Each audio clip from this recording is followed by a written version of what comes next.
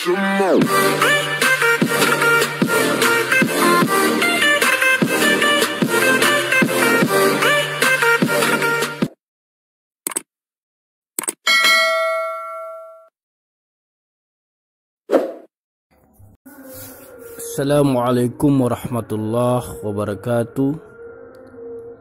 Alhamdulillahirabbil alamin. Wassalatu wassalamu ala sayyidina Muhammadin wa ala alihi wa sahbihi ajma'in. Wa ba'du. Hadhihi muqaddimatun bi ilmi al-arabiyyati mutammimatun li masailil jurmiyyati takunu wasitatan bainaha wa baina ghairiha minal mutawwalat. Nafa'allahu biha kama nafa'a bi asliha fil hayat wa ba'dal mamat. Innahu qaribun mujibud da'wat. Pada episode ini saya mencoba untuk menguraikan atau membedah istilah kalam dan kalimah. Para pemirsa yang dirahmati oleh Allah Subhanahu wa Ta'ala, sebetulnya ada 3 istilah yang seringkali kita dengar ketika kita memulai belajar bahasa Arab.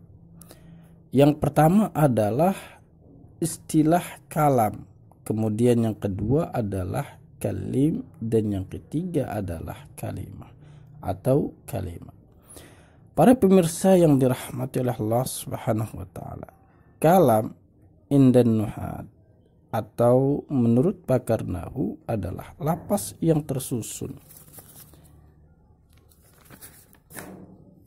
dan bermakna lengkap. Kalam itu tersusun minimal terdiri dari mubtada dan khobar atau tersusun atas fiil dan fa'il. Contoh kalam yang tersusun dari susunan mubtada dan khobar adalah Zaidun qaimun. Artinya Zaidun adalah orang yang berdiri. Atau bisa juga terdiri dari susunan fiil dan fa'il, seperti contoh pada kalimat Ja'a Zaidun, Zaidun telah datang. Atau pada kalimat Nasara Zaidun, Zaidun telah menolong. Sedangkan pengertian kalimat menurut pakar nahwu adalah kata yang tidak tersusun atau disebut dengan istilah qaulun mufradun, baik dari jumlah ismiyah maupun fi'liyah. Contoh dari kalimah adalah kata-kata Zaidun atau madrasatun, atau terdiri dari kata kerja qoma, nasara. Intinya kata yang tidak tersusun. Para pemirsa yang budiman, istilah kalam menurut pakar nahwu sebagaimana yang saya paparkan di atas adalah kata yang tersusun, artinya sebuah susunan kata yang memiliki makna, baik kata itu terdiri dari kata isim atau kata benda atau fiil, kata kerja, dan kata huruf atau kata sambung. Pembagian kalam menurut ulama nahwu terdiri atas 3 bagian, yaitu isim, fiil, dan huruf. Makna kata ja'ali makna di dalam istilah ini adalah ketika orang mendengar susunan kata yang disampaikan oleh pembicara, maka orang yang mendengarkannya itu paham dan tidak perlu bertanya lagi.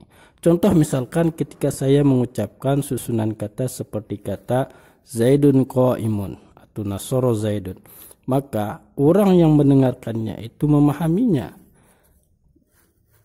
Dia memahami bahwa Zaidun orang yang berdiri atau Zaidun telah menolong.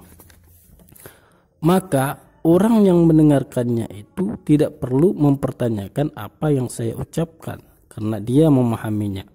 Bagaimana halnya kalau ada susunan kata tetapi mendatangkan sebuah pertanyaan, seperti contoh ketika saya mengatakan in qoma Zaidun, jika Zaidun berdiri, maka susunan kata ini mendatangkan sebuah pertanyaan dan jawaban, karena pada susunan kata ini diawali dengan adatus syarti yang membutuhkan jawaban. Menurut ulama nahwu, susunan kata seperti ini bukanlah dinamakan kalam, akan tetapi susunan kata seperti ini dinamakan kalim. Para pemirsa yang budiman, Istilah yang kedua adalah kalimah atau disebut juga dengan istilah kalimat. Istilah ini disebut dengan qaulun mufradun. Artinya kata yang tidak tersusun, akan tetapi mendatangkan makna. Apakah kata itu terdiri dari isim, fiil, dan huruf? Seperti contoh misalkan kata Zaidun atau Muhammadun atau Nasara, Ja'ah, dan lain sebagainya. Intinya dinamakan sebuah kalimat itu kata yang tidak tersusun, baik dari isim, fiil, huruf. Sebagai catatan tambahan, pada uraian ini ulama nahwu mendefinisikan kalam dan kalimat melalui bait syairnya. Kalamuhum labzum mufidum musnadun wal kalimatul labzul mufidul mufradu. Kalam menurut pakar nahwu adalah suatu lapas atau ungkapan yang digunakan untuk menunjukkan makna serta ia terangkai dari beberapa kalimat. Sementara kalimat adalah suatu ungkapan yang digunakan untuk menunjukkan makna yang bersifat mufrad. Para pemirsa yang budiman, demikianlah kajian kita pada episode ini. Insyaallah episode berikutnya kita akan menguraikan tentang i'rab dan at-tanazu fil amal. Semoga kajian ini bermanfaat bagi kita semua. Demikianlah. Assalamualaikum warahmatullahi wabarakatuh.